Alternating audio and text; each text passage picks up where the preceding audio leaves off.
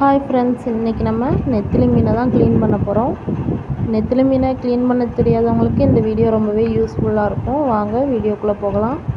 இப்போது ஒரு மீன் எடுத்து அது மண்டையை மட்டும் லைட்டாக பிச்சு எடுங்க. உள்ளே உள்ளது எல்லாமே வந்துடும். அதோட பயந்தெல்லாம் பண்ண வேண்டாம், ரொம்பவே ஈஸி தான். மண்டையை பிச்சாலே இந்த உள்ள குடல்லாம் வந்துடும். இப்போ நம்ம அந்த ஓட்டையை லைட்டாக கையை விட்டு தள்ளினோன்னா அந்த வயிறு முடிகிற இடம் வரைக்கும் அது ஓப்பன் ஆயிரும். ஓப்பன் ஆயிடுச்சுன்னா உள்ள இந்த சின்ன குடல் எதுவும் ஒட்டிக்கிட்டு இருந்துச்சுன்னா ஈஸியாக நம்ம எடுத்துக்கலாம். தான் இந்த மாதிரி தள்ளினோன்னா போதும், ரொம்பவே ஈஸி தான். அவ்வளோதான், க்ளீன் ஆயிடுச்சு. இருக்கிறதுலே ரொம்ப ஈஸியாக க்ளீன் பண்ணுற மீன்னா இந்த நெத்திலி மீன் தான். மண்டையை மட்டும் ஆஞ்சிட்டு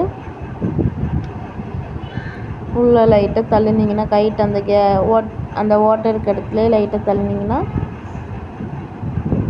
அந்த குட்டி குடல் லைட்டாக கொஞ்சம் போல் இருக்கலாம். இந்த மாதிரி ஈஸியாக எடுத்துடலாம். ரொம்பவே சுத்தமாகவும் க்ளீன் பண்ணிடலாம். வால் மட்டும் உங்களுக்கு வேணும்னா வெட்டி எடுத்துக்கோங்க. சீசர்ட்டு வாலை கத்திட்டு கட் பண்ணி எடுத்துக்கோங்க. ரொம்பவே ஈஸி தான். இந்த மாதிரி ஒவ்வொரு மீனையும் நம்ம க்ளீன் பண்ணி எடுத்துகிட்டு வருவோம். க்ளீன் பண்ண தெரியாதவங்க நல்லா பார்த்துக்கோங்க. இந்த வீடியோவை உங்களுக்கு ரொம்பவே யூஸ்ஃபுல்லாக இருக்கும்.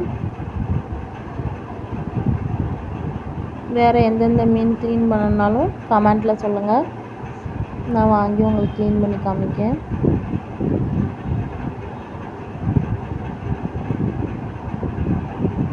ரொம்பவே ஈஸியானது தான். ஒருத்தவங்க க்ளீன் பண்ண தெரியாமல் வேஸ்ட்டாக வாங்குகிற இடத்துல க்ளீன் பண்ண சொல்லுவாங்க. அவங்க இவ்வளோ சுத்தமாக எடுப்பாங்களான்னு எனக்கு தெரியாது. அதனாலே நான் முக்கால்வாசி வீட்டில் தான் க்ளீன் பண்ணுவேன்.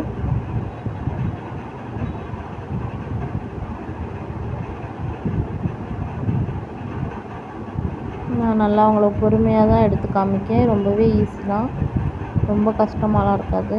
ஒரு பாட்டு மட்டும் பக்கத்தில் போட்டு வச்சுக்கிட்டு கேட்டுக்கிட்டே வேலையை பார்த்தீங்கன்னா கடகடன்னு வேலையை பார்த்துருவீங்க. கொஞ்சம் டைம் எடுக்க, அவ்வளோதான். நல்லா ஒன்று ஒன்றா எடுத்துட்டு இப்போ நம்ம அலசணும்.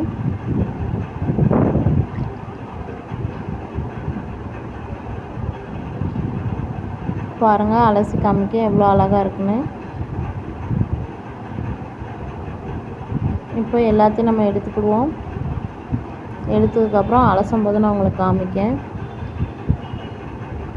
இப்போ பாருங்கள், நம்ம அலசிடலாம். எல்லாத்தையும் எடுத்தாச்சு.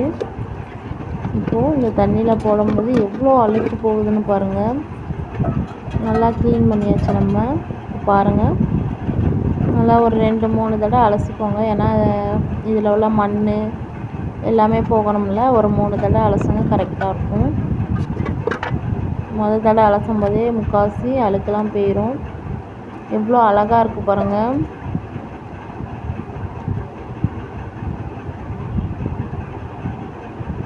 ரொம்பவே ஈஸி தான் க்ளீன் பண்ணுறது. இன்னும் கொஞ்சம் டைம் எடுக்கும், அவ்வளோதான்.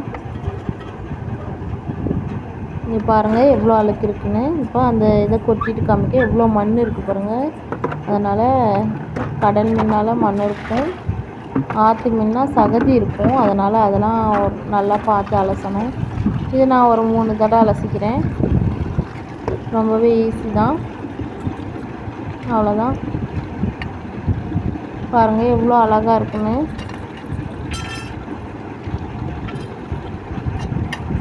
அவ்வளோதான், நம்ம மீனை க்ளீன் பண்ணியாச்சு.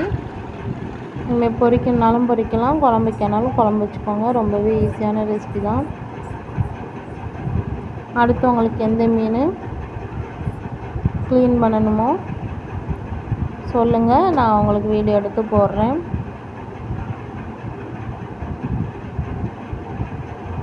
அவ்வளோதான், ரொம்பவே ஈஸியான நெத்திலி மீனை க்ளீன் பண்ணியாச்சு.